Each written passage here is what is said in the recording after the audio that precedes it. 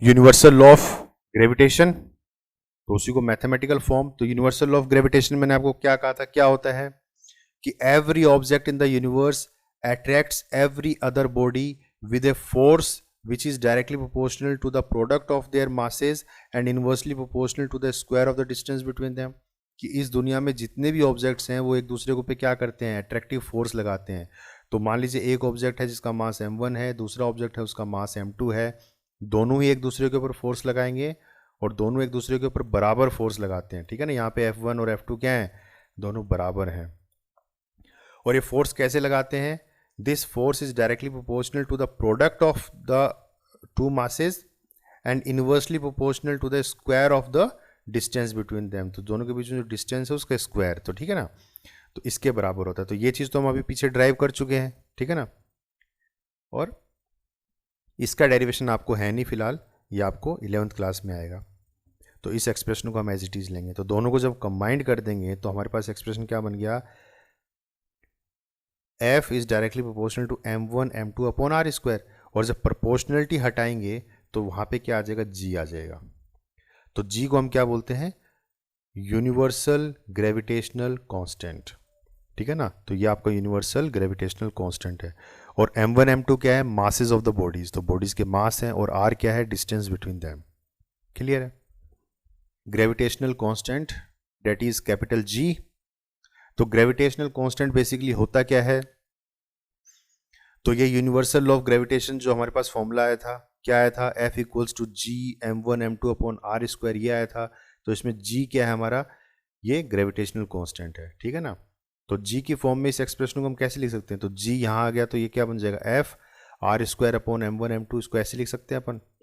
तो इस बेसिस पे आप इसकी ऐसा यूनिट भी निकाल सकते हो। तो G की ऐसा यूनिट क्या हो जाएगी, फोर्स की तो हो गई न्यूटन, और डिस्टेंस स्क्वायर है तो यानी कि मीटर स्क्वायर, और ये मास है तो ये क्या मास का होता है, केजी।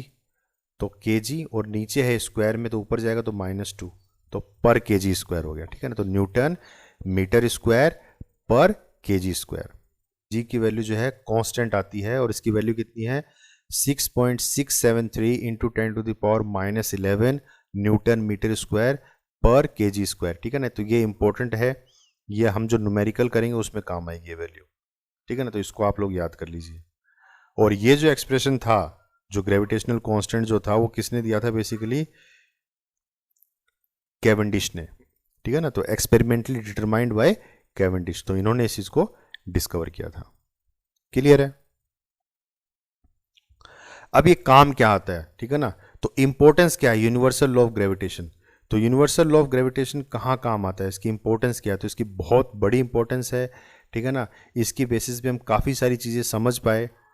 तो सक्सेसफुली क्या क्या चीज़ें एक्सप्लेन कर दी इन्होंने, कि force that binds us to the earth, मतलब हम जमीन के ऊपर खड़े कैसे रह सकते हैं, तो ठीक है ना, तो वो कौन सा फोर्स हमें लग रहा है जो हमें स्टेबल बना के रखता है जमीन के ऊपर, तो वो चीज़ उन्होंने एक्सप्लेन कर पाए। ठीक है ना,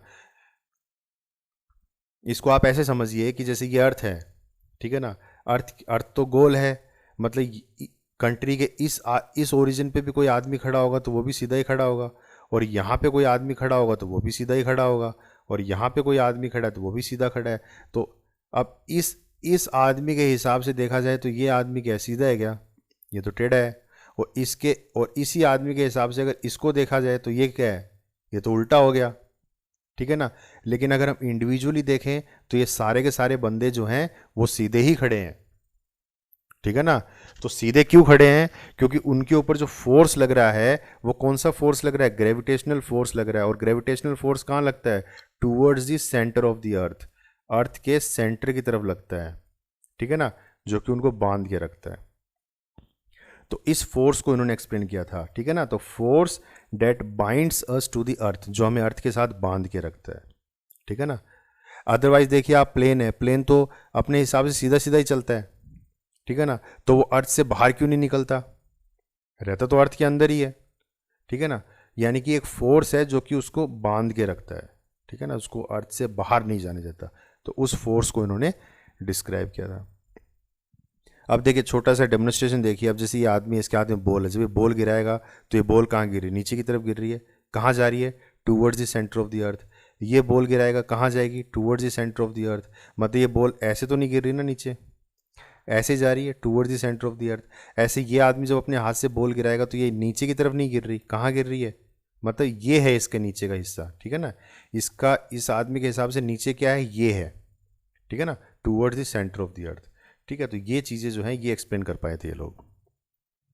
दूसरा, motion of the moon around the sun, तो ये चीज़ एक्सप्लेन कर पाए कि जो मून है वो अर्थ के चारों तरफ कैसे घूमता है, तो वो भी इसी ग्रेविटी की वजह से घूमता है, तो ये चीज़ एक्सप्लेन कर पाए। इस तरीके से क्या एक्सप्लेन कर पाए, motion of planets around the sun, कि इसी तरीके से जो है प्लैनेट्स भी जो है सन के चारों तरफ चक्कर काट पाते हैं इसी ग्रेविटी की वजह से।